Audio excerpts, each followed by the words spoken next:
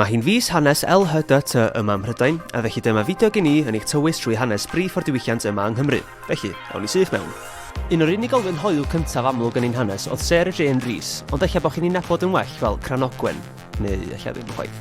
Hi oedd y ferch cyntaf i ennill gwobr yn farddoniaeth yn yr Eisteddfod Genedlaethol yn 1865, a roedd hi hefyd wedi hyfforddi fel Capten Llong, newyddiadurwraig ac athrawes ysgol. Range, da chi'n galw hynna. Mi fysa Rhys Davies o'r Rhondda yn ffigwr hoyw arall yn y byd llenyddiaeth, fi oedd o'n byw'n Llundain trwy'r rhan fwyaf ei oes, gan deimlo bod gwrwgyddiaeth, sef y term hollol non-PC oedd yn cael ei iwsio i ddisgrifio homosexuality ar y pryd, yn cael ei dderbyn yn well draw fanna yn fwy na Gymru. Ydy hyn dal yn wir heddiw? Cyn belled yn ôl a 1937, mae Cymru wastad wedi lyfio drama, bod gan Emlyn Williams fath gwahanol ohono mewn golwg. Fe ysgrifennodd He Was Born Gay a oedd yn serennu cast doctor yn LHDT, megis John Gielgud, Gwen Francon Davies a hen Emlyn ei hun. How convenient! Roedd Emlyn yn ddeurywiol, a fe aeth i fanylder am ei brofiadau yn ei hunangofiannau Emlyn a George. George oedd ei enw cyntaf gyda llaw, rhag ofn bach yn dysu.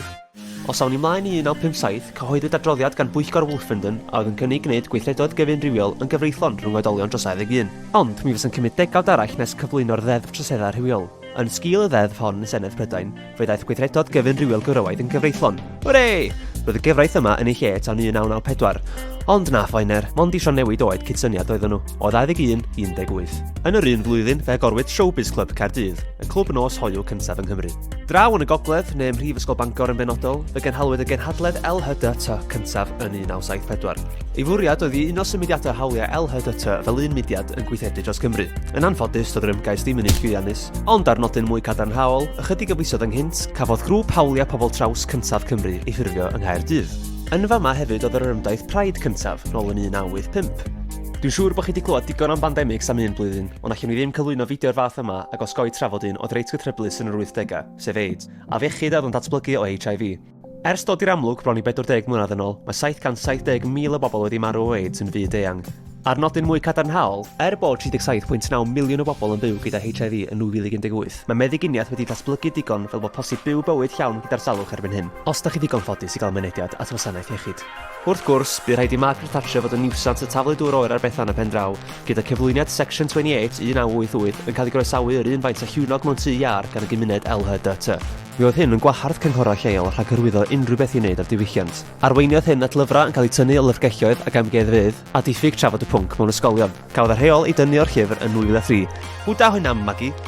Mae cypla hoyw ar Opera Sebon yn rhywbeth reit gyffredin bellach, ond 1986 oedd y flwyddyn lle gwelsom raglen yn darlledig golygfa o 2 yn y cusanu am y tro cyntaf. Brookside oedd y raglen, a'r Cymro Stephen Parry did the deed. Sgôr! Mi wnaeth Cwmderi hefyd dal ymlaen efo'r trend yn 1997 pan ddangoswyd sws lesbiaidd a'r hoff raglen eich nain, Pobl y Cwm.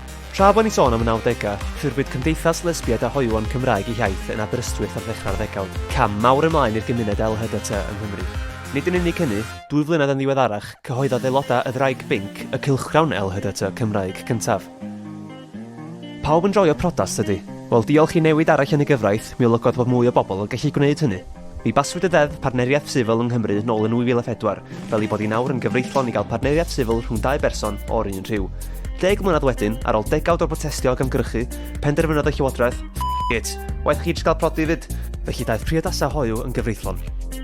Yn anffodus, mae'r frwydr am gydraddoldeb llwyr cymdeithasol i bobl LHDT ar draws y byd ymhell efo'r drosodd. Mae'n bwysig bod ni'n nodi misoedd fel yr un yma yn ogystal y Pride ac i mod yn dal ati i gael trafodaeth agored am yr iweldeb.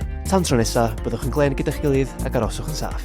O ie, ac os da chi'n un o pobl sy'n cael eich corddi o weld 2 berson o'r un rhyw yn dal dwylo neu'n cusanu, jyst meindiwch eich busnes e.